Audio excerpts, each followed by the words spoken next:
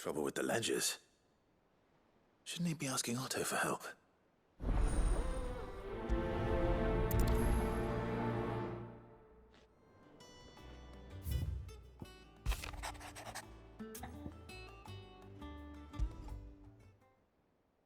What could be wrong with Torgor?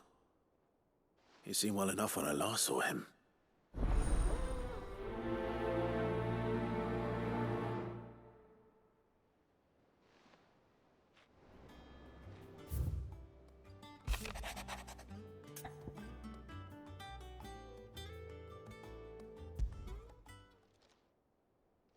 Hopefully it's nothing.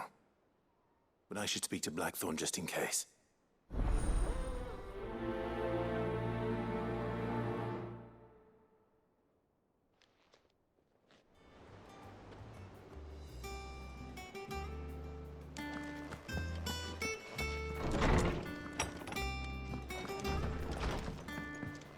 Crack the crystal too.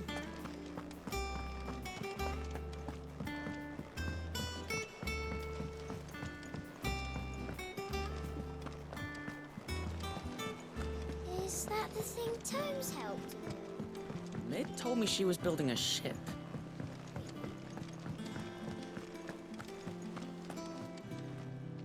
Clive, did you get my letter? That's why I'm here. Shh. Otto might be listening. Is this better? A little. Listen, I've some bad news. It turns out the hideaway may be slightly behind in its payment to certain lenders, and it's maybe my fault. But I swear to the goddess, I thought I had the numbers square. Sadly, that square turned out to be more of a circle. Zero, you might say. I can straighten it out, I swear, but it's gonna take some time, and I'm gonna need help keeping it from Otto. Bit late for that, I'd say. There you are! What a surprise! So let me get this straight. You forget to pay our lenders what they're due, and instead of coming straight to me, you get Clive to come to you. And I hope he'll dig you out of the hole you've dug for yourself. Clive, the man in charge of the place you've been cheerfully trying to bankrupt. And you thought this was a cunning plan. Why? Well, who needs paying? Oh, just Martha. And the dame. And, well, Lady Karen. But only 500 talents. We owe 3 of our most trusted friends 5 million gil. Each. 5 million each. They lent us the bulk of the money we used to rebuild the hideaway, you see, and, well, I must have made some sort of oversight. Those ledgers were my responsibility, and it was my decision to entrust them to you. This is my fault. Do we have that much to hand? I can always ask my uncle. No, we don't. And no, you won't.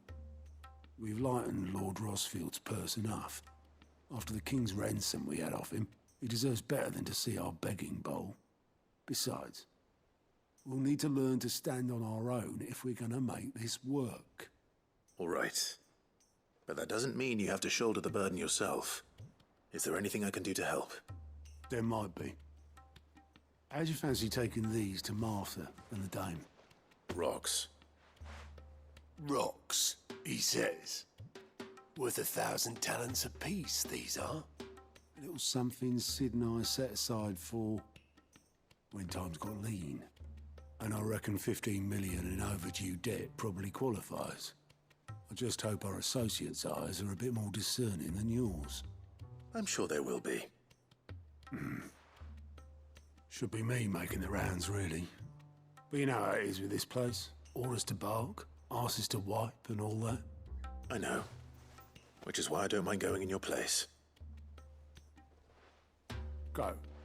Do you know why I only gave Master Clive here 2 star rubies?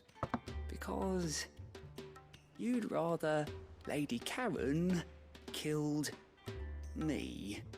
Because I'd rather Lady Karen killed you. Yes. Well, I suppose this is goodbye then. Don't worry. I'm sure Karen will understand. Really? Do you think so? No, I don't.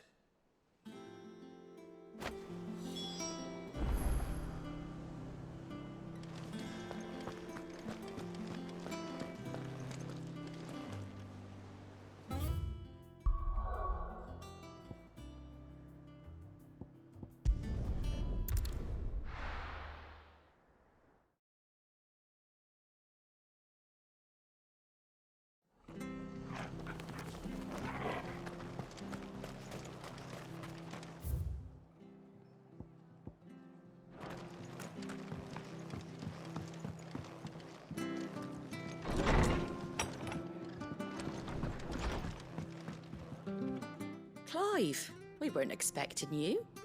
I wasn't expecting to be here, but it seems we still owe you a considerable amount of coin for your help with our rebuilding efforts.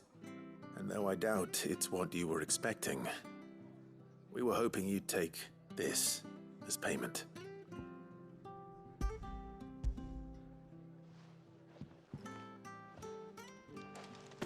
A star ruby? I can't accept this. It's worth at least twice what you owe me. More if you can find yourself the right buyer. Think of the difference as interest. Interest? If word got out I charged that much, no one would ever borrow from me again. Anyway, why are you the one here asking me about this? I'd have expected Otto. Bit much sending the Lord Marquis out to settle your debts, isn't it? The old goat working himself to death again. Something like that. Most days I think he's the only reason the hideaway's still standing. Same as always, eh? Back when the place was nothing but a twinkle in the eye of a recently retired Lord Commander, word is he was the first one Cid reached out to. Probably knew that without his strong arm and level head, the idea would never get off the ground. Cid may have been the face of the hideaway, but Otto's always been the backbone. And when Cid passed away, we were all worried that would be the end of it. That Otto would just give up.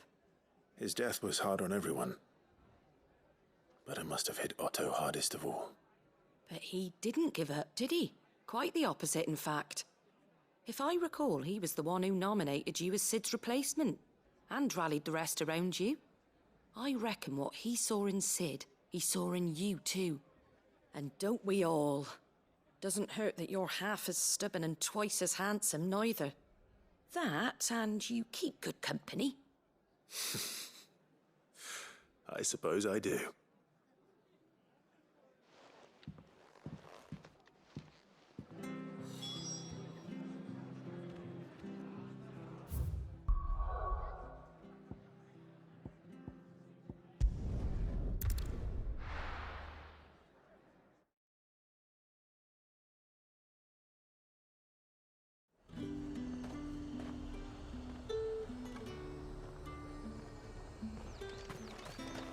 There's talk that the glass gate flood. How the hell is anyone supposed to afford that price?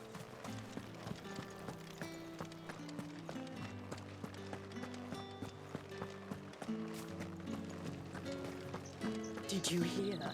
The gate's terrible. I want to see you.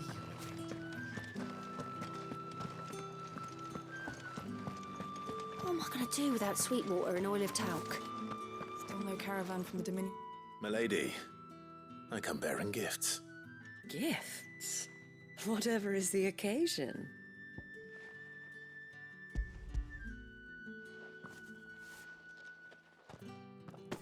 Oh my. Clive, you really have outdone yourself. Otto asked me to give it to you. To settle the hideaway's debt with the veil. And to compensate you for the time it took us to do so. You disappoint me, Clive. I thought you might finally be warming to me. Tell Otto he can keep his baubles. I tried to tell him as much the first time around, The man owes me nothing, nor does the hideaway. My contribution to the restoration effort was made freely and willingly. It was the least I could do. You once told me Cid did you a kindness. I'd like to do the same. Please, accept it. For my sake. And for Otto's. For all of us. For all you've done. It is rather fetching, isn't it? Very well. Otto is lucky to have you, Clive. I doubt anything could ever replace his son. But you and the others at the hideaway are the closest thing he has to family. Otto had a son. Long ago, yes. Cid told me Otto lost him when he was just a boy, and blamed himself for not being able to stop it. I don't know how it happened, whether there was anything he could have done, but it was clear that it weighed heavily on him. I didn't know. How could you have? I doubt anyone did. Besides Cid, I've never met a man more keen to bear his sorrows in stoic silence. An ill habit, given that both have always been surrounded by friends desperate to help them. I'm beginning to see that.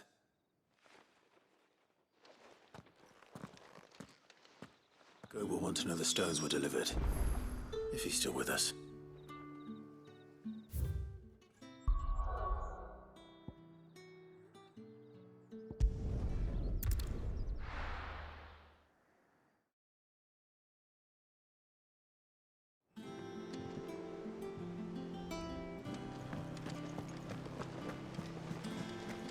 Is that the thing Tomes helped?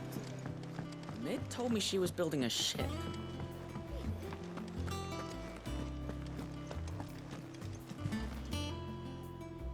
Goat.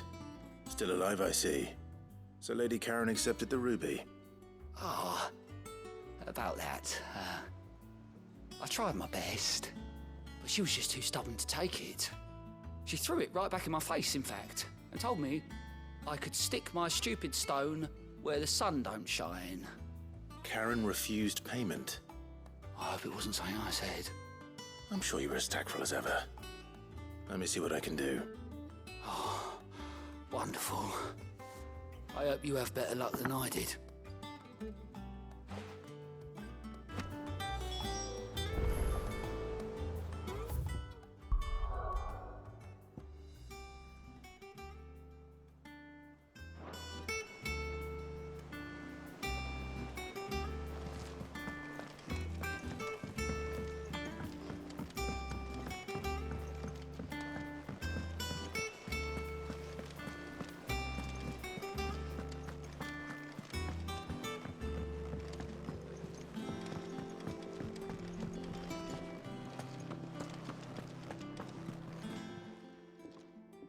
Lady Karen, Goad tells me you weren't happy with our offer.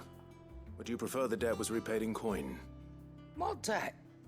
I don't recall lending any of you like me hard-earned gil.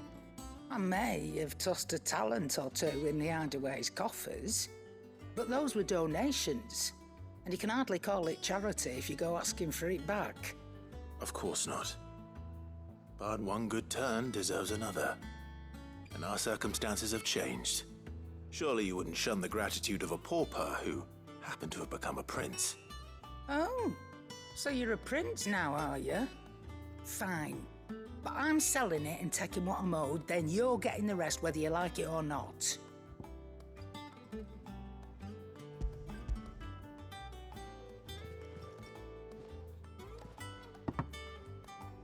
Where'd you even get this? A decent trader might nab 1,000 talents for a star ruby.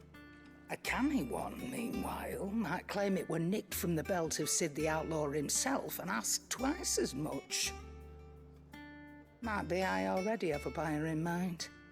Might be you even know her. A fine continental maid whose beauty's only eclipsed by a guile in commerce. You wouldn't mind, would you? Not at all. Just be sure to tell her that it's always a pleasure doing business.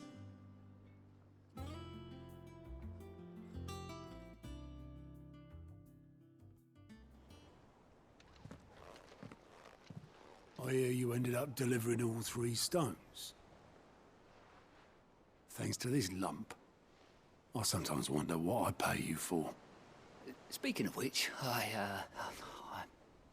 I still haven't been paid last month's wages. Oh, so you remember what's owed to you then? Get your ass behind that disc of yours and don't get up before those ledgers are square. Right away.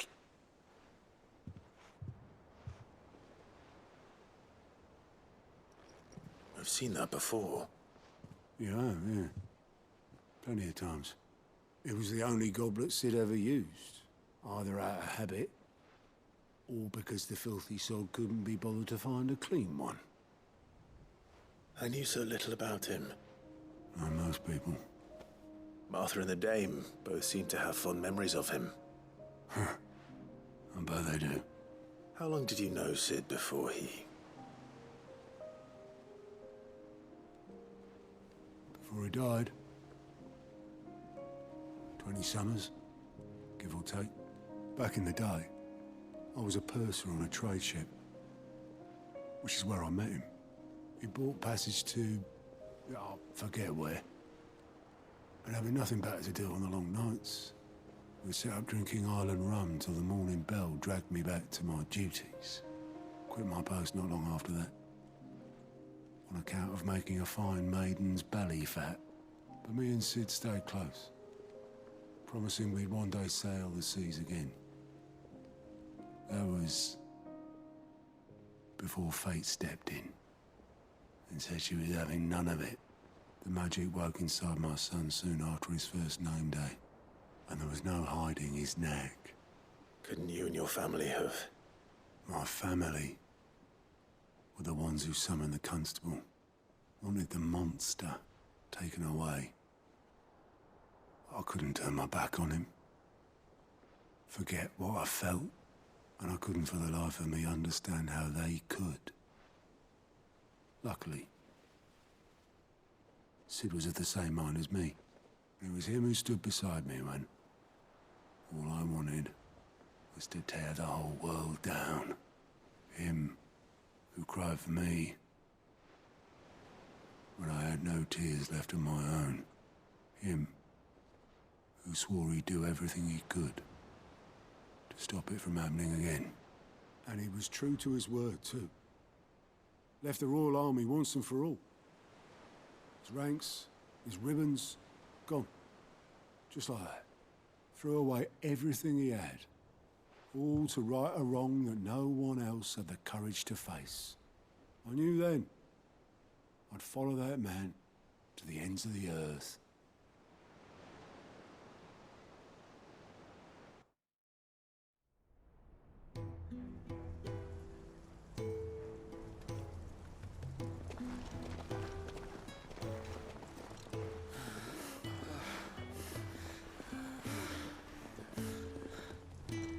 He was always too clever for his own good, was Cid. Saw the world for what it really was, while the rest of us were content to go along with the lie we were shown. And it can't have been easy, bearing that burden alone.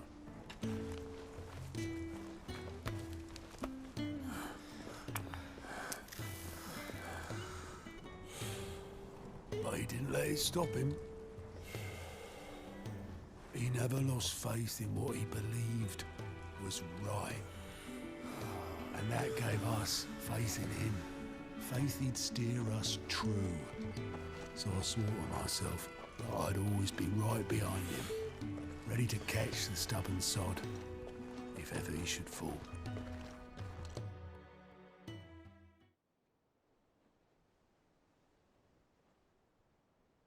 But I couldn't even do that.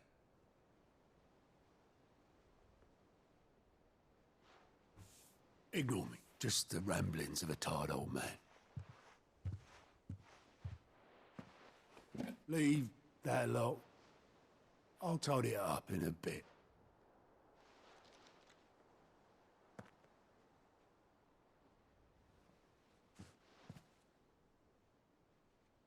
This is Sid's handwriting.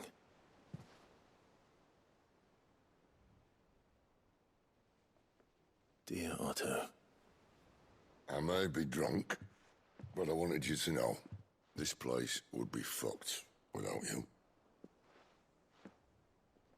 Love you, you grumpy old sod.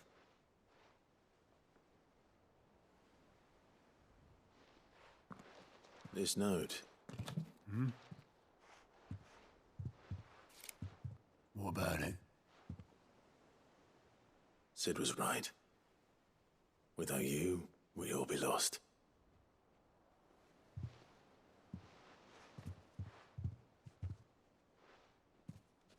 He should have bloody well said so then. Just once. Before he went. But then, why would he? Him, or anyone? I'd only have told him to piss off.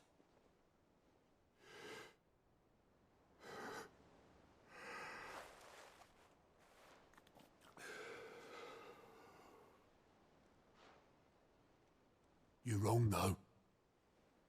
Both of you. It was never just me keeping the hideaway afloat. It was all of us. I just shoved people in the right direction, and I barely seem to be able to do that anymore.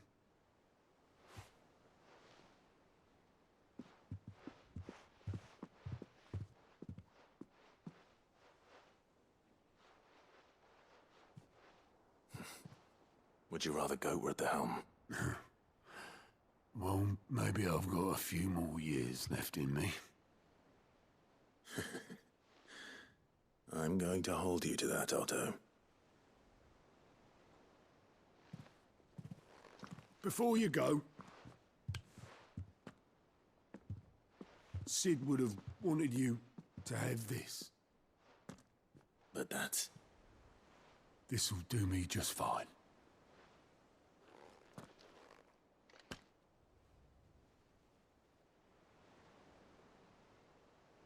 Thanks for the ray of sunshine. I'll see if I can't pay you back. Already have.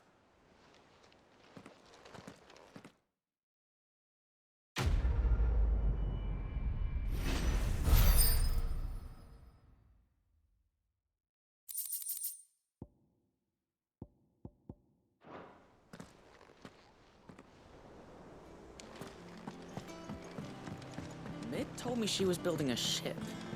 Really? Is that the thing Tomes helped to build?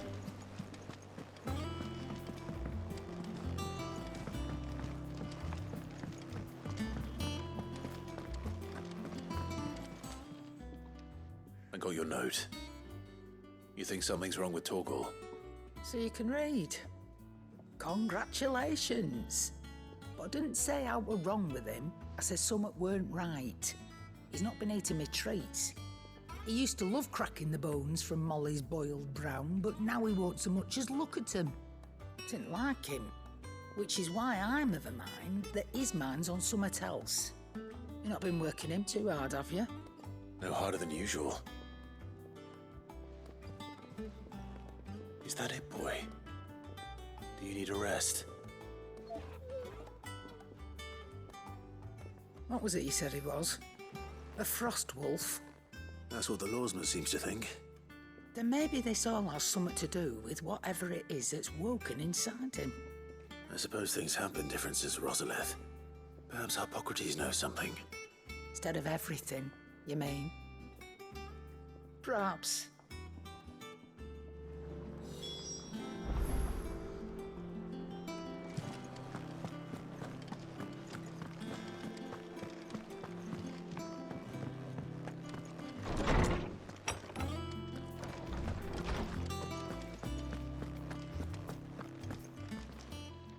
Lawsman, I need to ask you about Torgal.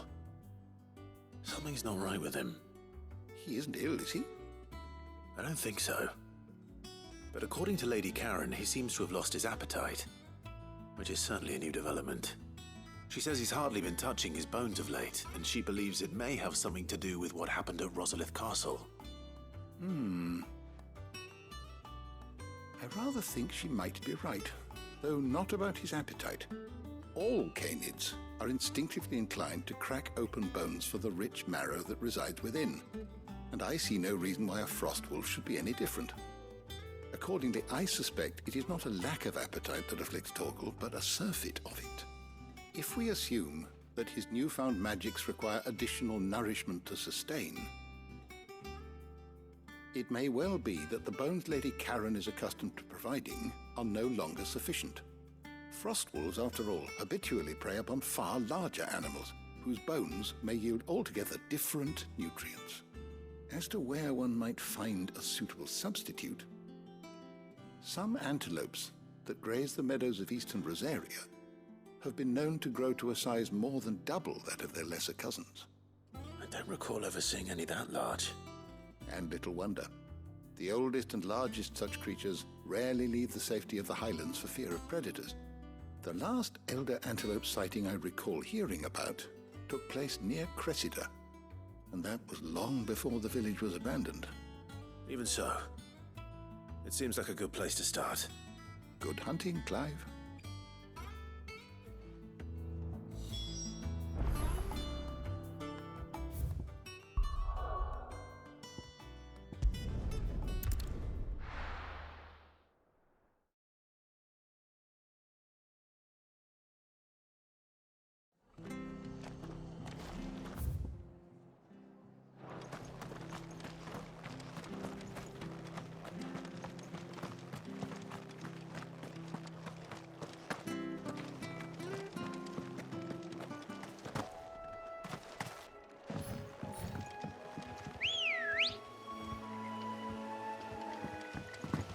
Let's go. Run like the wind.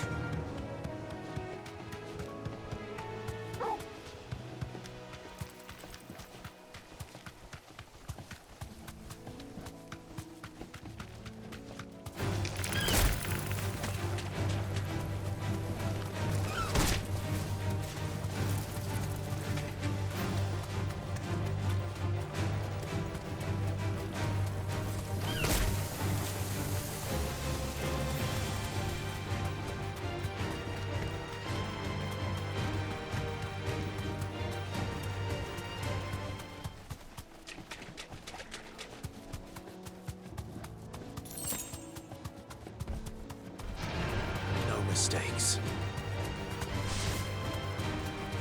Well, it's certainly quiet. If I were a giant antelope, it'd seem like just the place.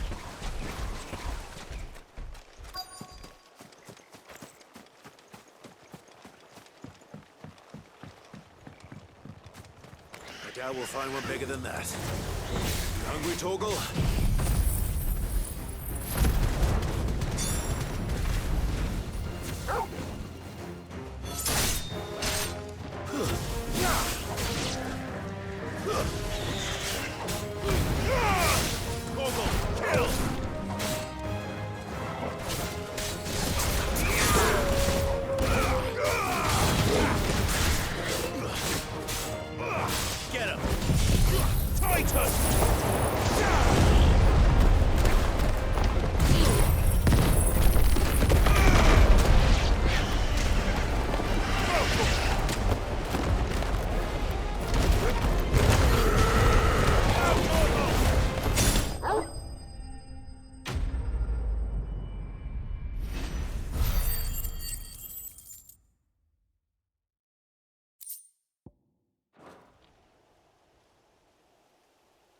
Now,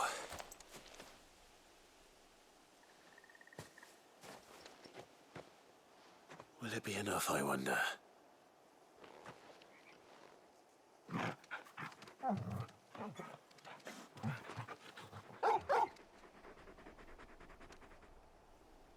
I say that answers my question, which means we owe the lawsman our thanks. You're just a big puppy, aren't you? A very big puppy.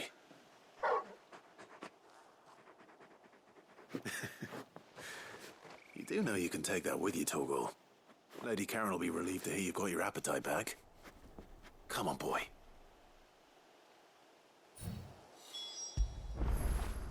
When did you get so big?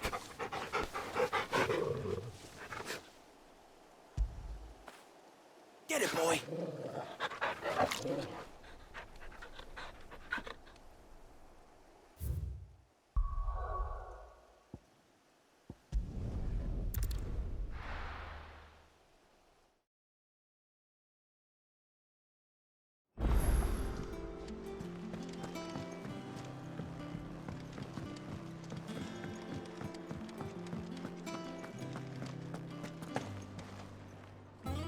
I noticed you and Torgal had gone off somewhere. Take him for a walk, did you? You could say that.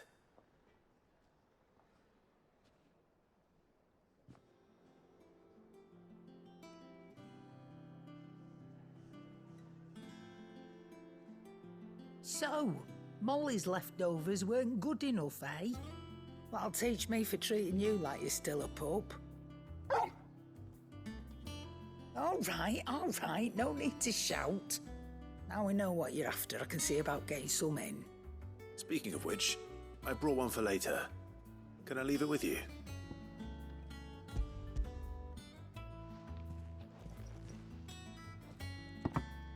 You can, aye. I'm nice like that. In return, you can thank Tomes for me. The bloody know-it-all. I was just on my way to see him.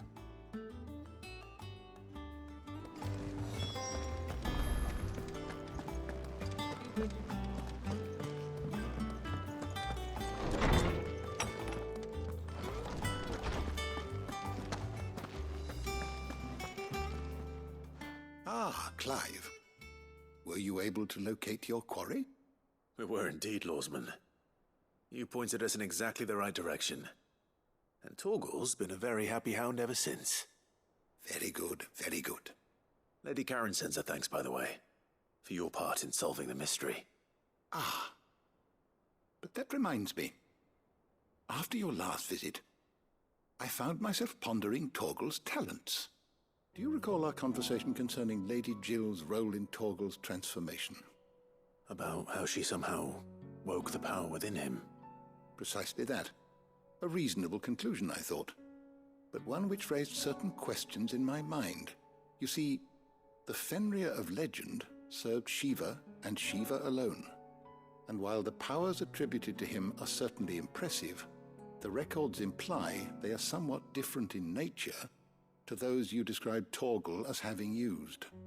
What are you suggesting? That Torgal may be the beneficiary of more than one icon's power. Consider that in addition to Lady Jill, he has served as a loyal companion to you, your brother, and even the late Cid.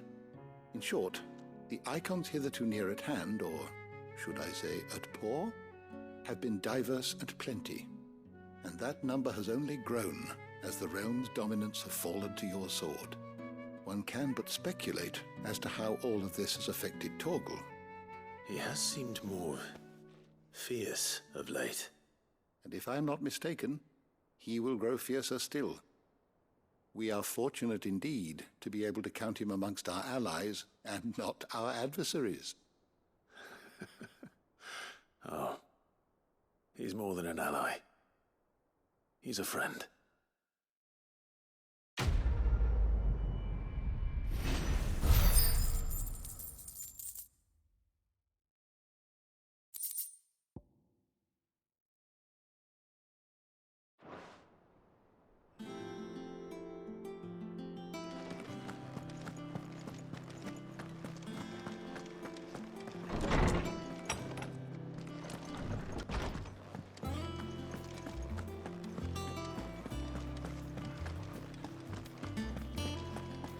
Crack the crystal too.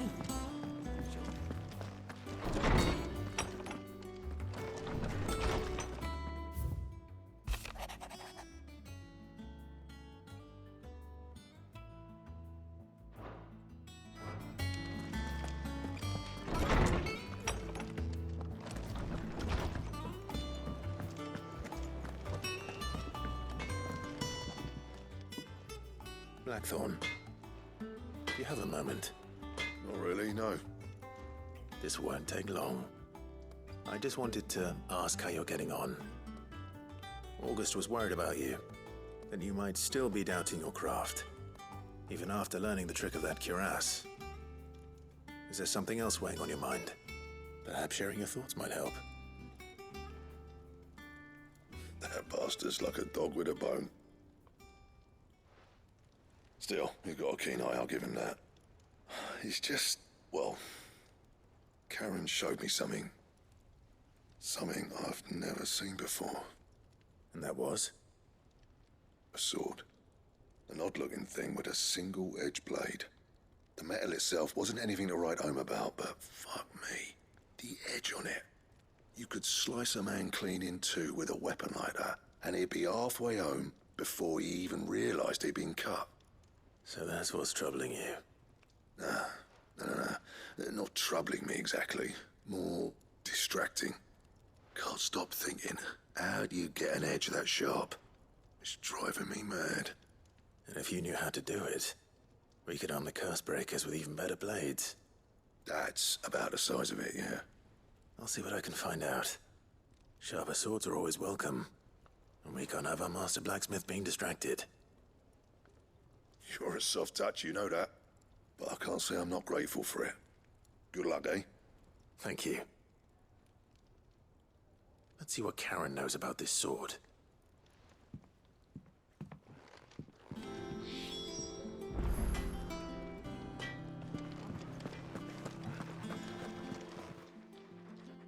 You're looking well, Karen. What do you want? Out with it.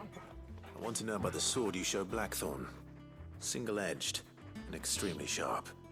Running around after him again, are you? I suppose I am, yes. But I need to help him find out how to work an edge like that. It's driving him to distraction. Little wonder, I suppose.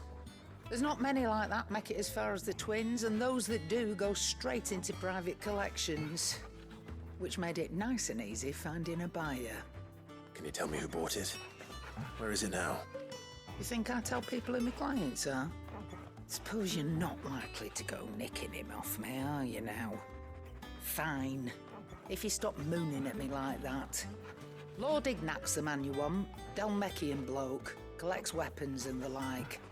And he's got more money than sense, which is why he's one of my favourite clients. Reckon he'll still be at the inn in Dalamil, where I left him. Thank you, Karen.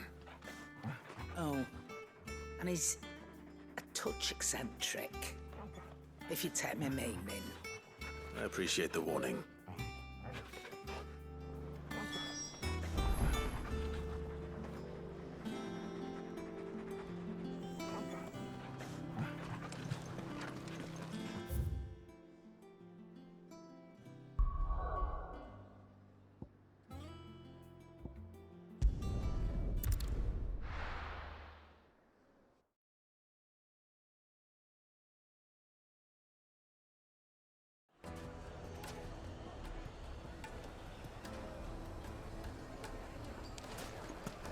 People take notice of wealthy men.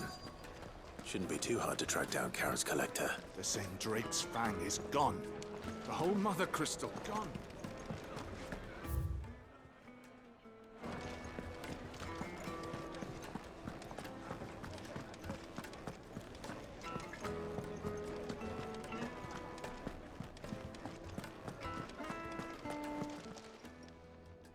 My reputation will be ruined! Ruined! Calm yourself, Lord Ignac, I beg of you, before you do yourself a mischief. Pardon the intrusion, but... Out! Get out! I paid for these rooms so I wouldn't be disturbed. Leave me be! Please, allow me to apologize. His lordship is going through a difficult time, and he's never been fond of guests arriving unannounced. Radim! Get rid of the filthy oaf this instant! Very good, Lord Ignac. Would you mind stepping outside for a moment?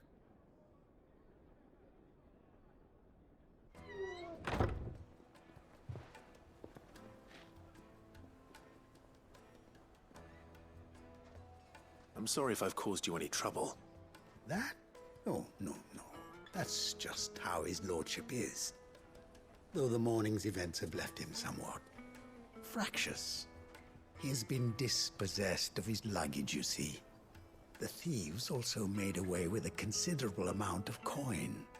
Coin the innkeeper will soon be keen to collect. I don't suppose a certain blade was among the stolen items. A single-edged sword. It was purchased from a merchant friend of mine.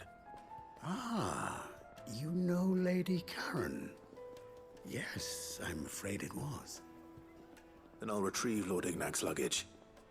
But I have one condition. You have but to state it. You are welcome to anything that is within my power to grant. I want an audience with Lord Ignac. A few minutes should be enough. Then I'll be on my way. A condition I would be a fool to refuse. Of course, you shall have your audience. I don't suppose you saw where the thieves went. I did not, no. Though some discreet inquiries made on his lordship's behalf mean that I know where you might find them. The bandit's bed. Every ill-gotten coin in Dalamal is said to pass through that disreputable corner of the Valcroy. And that's where I'm heading. I shall speak to Lord Ignac in your absence, and arrange for an audience upon your triumphant return. That will be very kind of you. Farewell, and best of luck.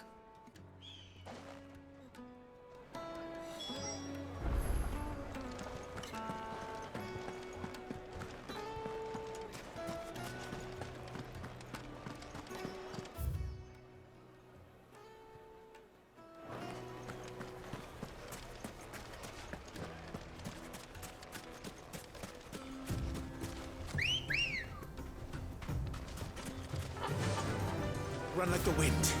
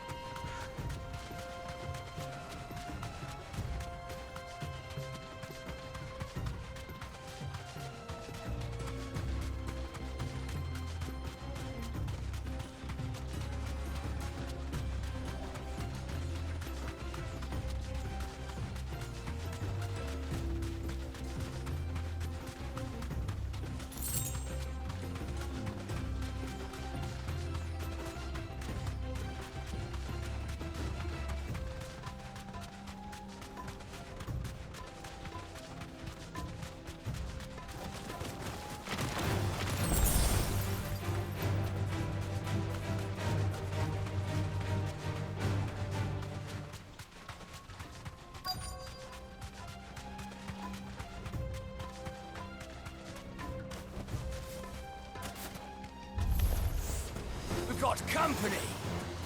Come on, lads, let's tear the bastard's head off!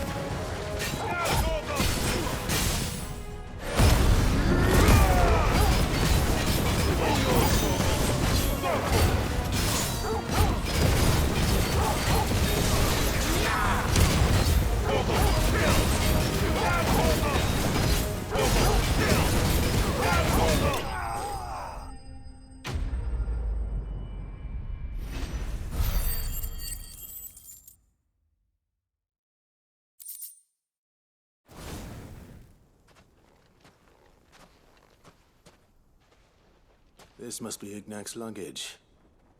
Nothing seems to be damaged. All right. Let's get it back to Dalamel.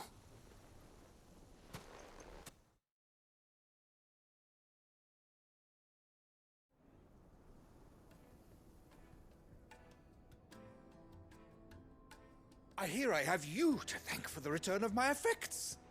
What shall I call you, my good man? Wyvern. Glad to make your acquaintance.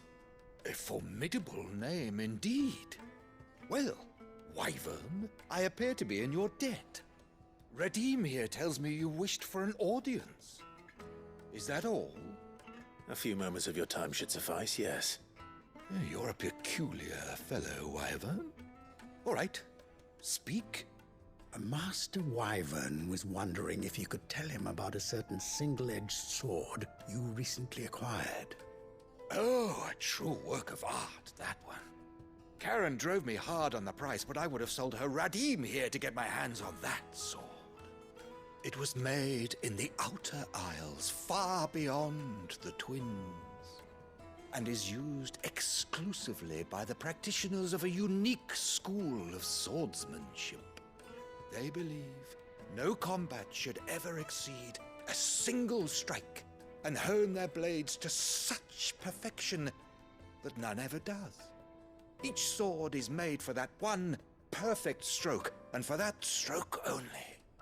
They crack upon a second blow.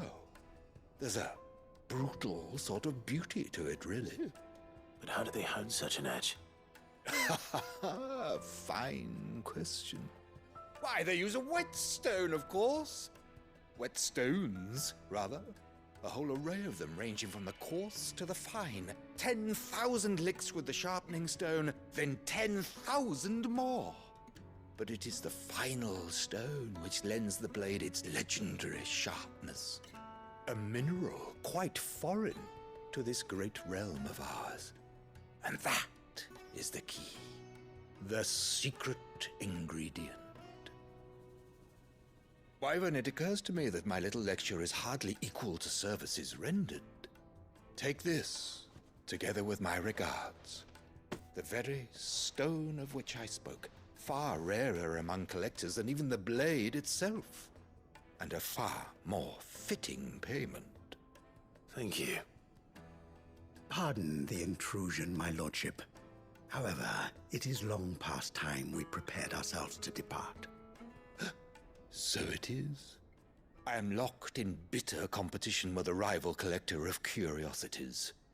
I am one step ahead of the unscrupulous scoundrel, but he is hard at my heels. Are there many other collectors out there? Too many to count, but only one do I consider my nemesis. Lord Byron Rosfield, and is a perennial thorn in my side. I can imagine. Farewell, Wyvern. May our paths cross again. Radim, we mustn't dawdle.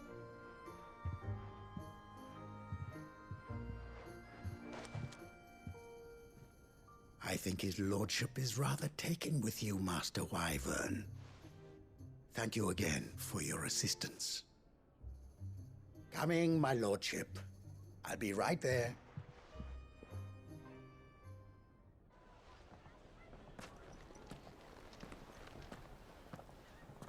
Trust Uncle Byron to find such an interesting rival.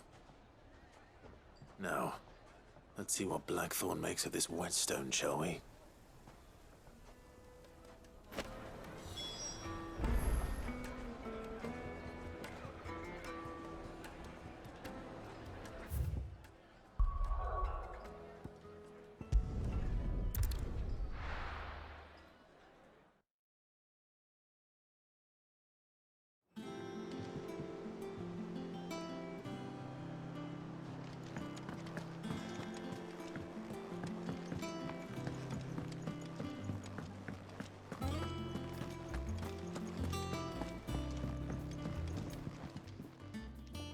Sorry for the wait, but hopefully you'll agree it was worth it. You learned something about that sword, then? I did better than that.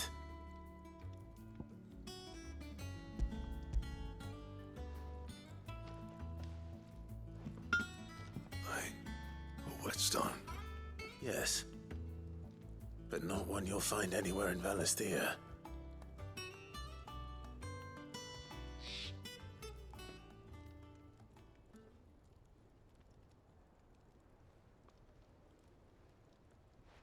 No wonder I couldn't get the same finish on the grinding wheel.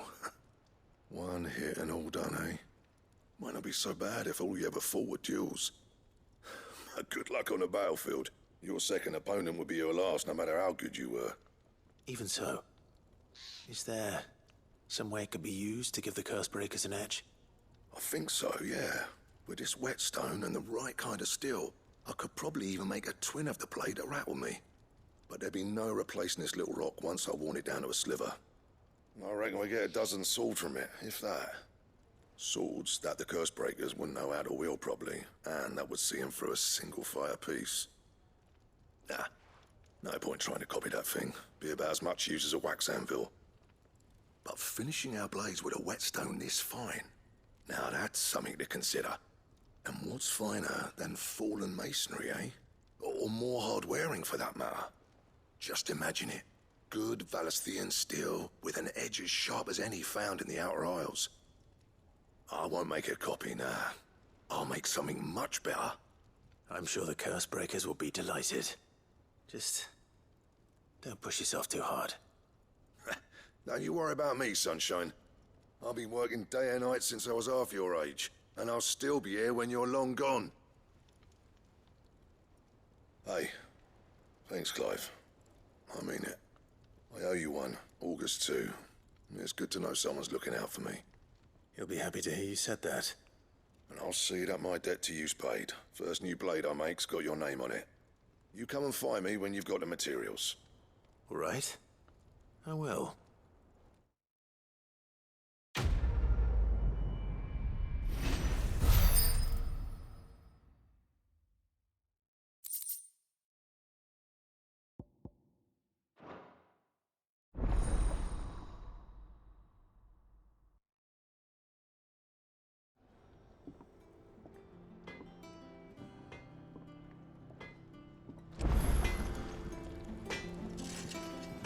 What do you need? So, what'll it be?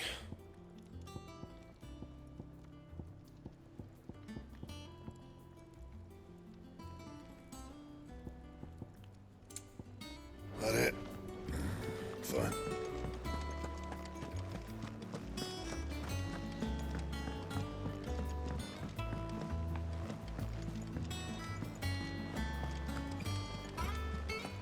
Is that the thing Tomes helped with?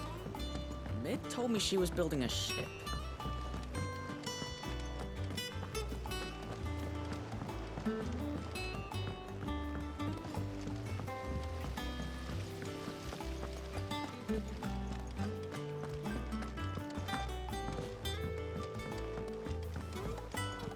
I think Mid might need some help.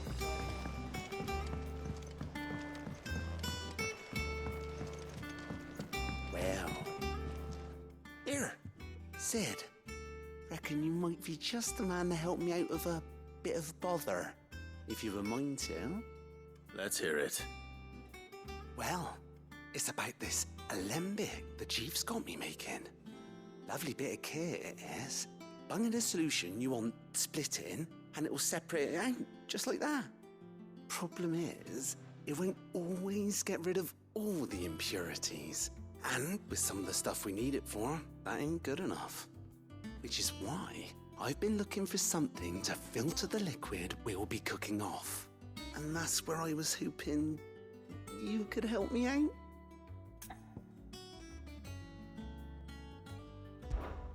I imagine Ty could get some use out of this alembic too. Distilling medicines and the like. All right. Why not? Proper job! So what exactly do you need for this filter? Nothing but bomb ash'll do, says the chief. Gave me a sample she'd obtained from the university stores. Couldn't believe my eyes. You pour the blackest blight water through it, and it comes out clear as a mountain stream. So, I did a bit of reading about where I might be able to get hold of some.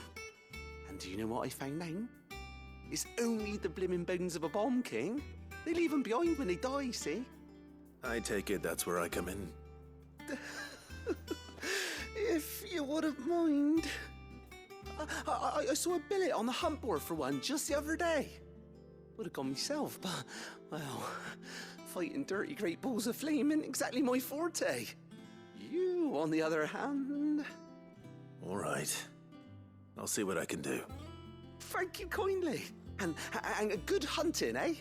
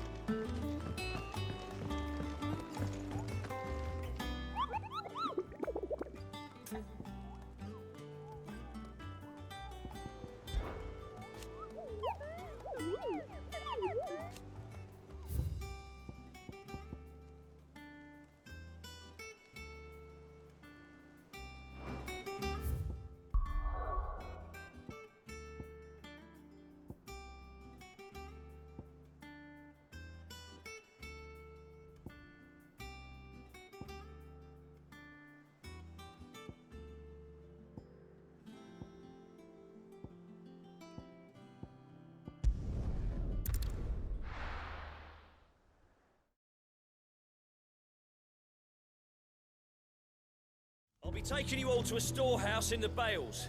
Leave anything you don't need behind.